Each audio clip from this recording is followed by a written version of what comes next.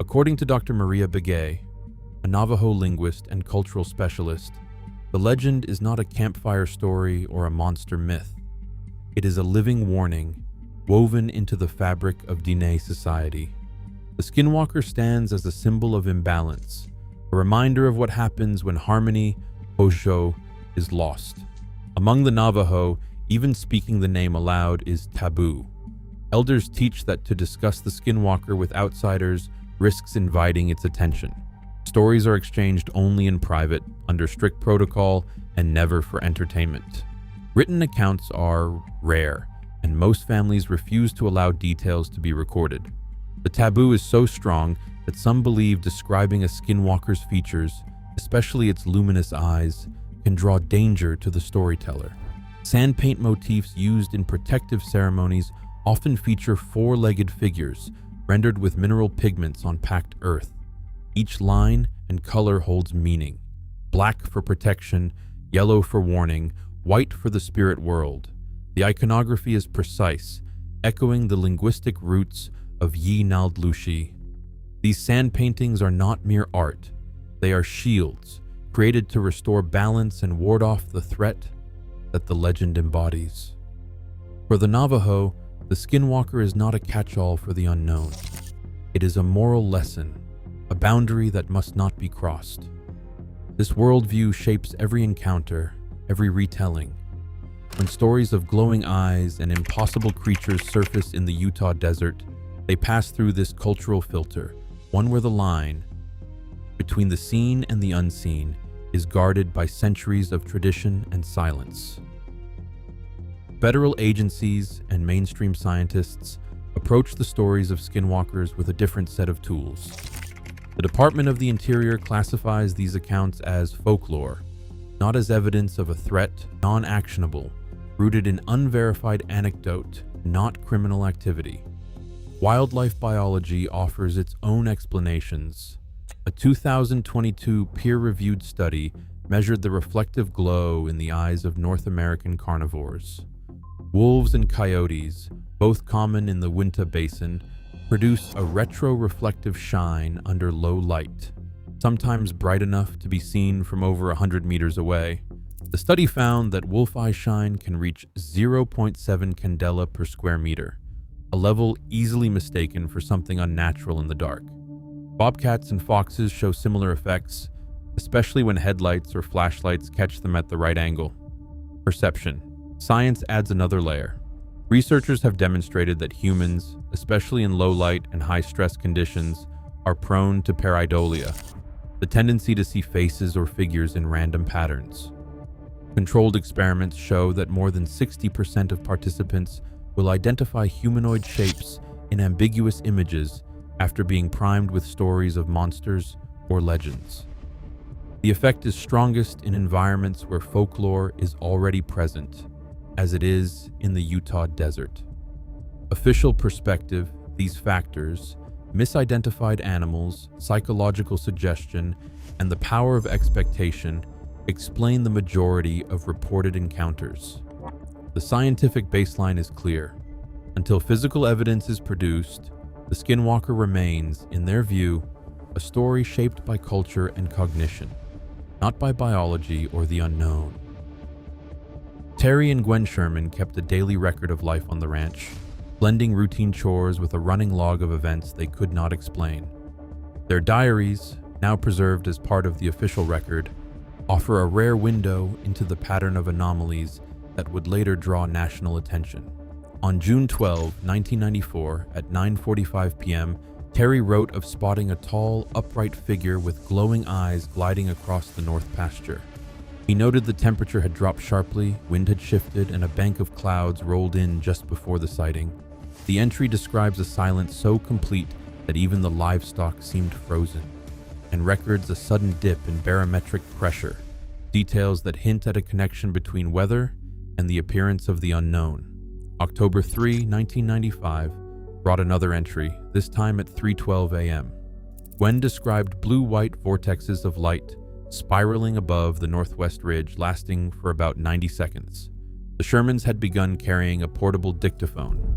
That night, Their tape caught a low, pulsing hum that rose and fell with the lights. The log for that day includes wind speed, cloud cover, and a note that the dogs refused to leave the porch. A final entry from November 27, 1995, at 2 a.m. details a different kind of disturbance. While checking radio equipment, Terry felt a tingling, static-like sensation in his hands. He had improvised a magnetometer using a compass attached to a wire stand. The needle jumped erratically for several seconds. The diary records both the event and the weather. Clear skies, no wind, and a cold front settling in. Each entry is precise. Times, weather, even the emotional toll are captured in the Sherman's own words. The pattern is clear. Nocturnal events, often coinciding with atmospheric instability and a mounting sense, provide a baseline for what would become one of America's most scrutinized mysteries. When Robert Bigelow acquired the ranch in 1996, the search for answers shifted from family logbooks to a multi-million-dollar scientific campaign. The National Institute for Discovery Science, NIDSCI, arrived with a mandate: capture the unexplained with hard data. Dr. Colm Kelleher, a biochemist with a background in molecular biology, led the field team. Backed by a $30 million private grant, NIDSCI deployed a grid of night vision cameras, motion sensors, magnetometers, and electromagnetic detectors across the property. The goal was simple in theory: observe, record, and explain. On March 12, 1997, Kelleher and two colleagues conducted a night sweep along the northern tree line. According to Kelleher's field notes, a figure appeared in the upper branches, a large, wolf-like shape with yellow eyes reflecting the infrared beam. The team fired warning shots. The creature vanished, leaving a single 6-inch oval track in the snow, marked with deep claw impressions. The footprint was photographed and cast, but no matching tracks were found. The cameras, positioned to cover the area, failed to record the event. Sensor logs for that hour showed no anomalies.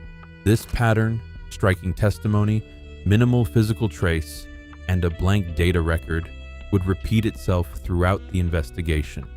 NIDSCI's sensor grid was designed for redundancy. Equipment was checked and recalibrated weekly, but unexplained outages plagued the project. Cameras blinked offline moments before reported sightings. Magnetometers registered sudden voltage spikes, then returned to baseline. Internal memos reveal mounting frustration. The staff signed strict non-disclosure agreements, and exit interviews from departing researchers cite not only safety concerns but also the inability to reconcile their experiences with the data or lack thereof. Despite the technology, the phenomena seemed to slip just out of reach, reinforcing the sense that something on the ranch resisted capture by ordinary means. A handful of incidents at Skinwalker Ranch stand apart for the sheer weight of their documentation.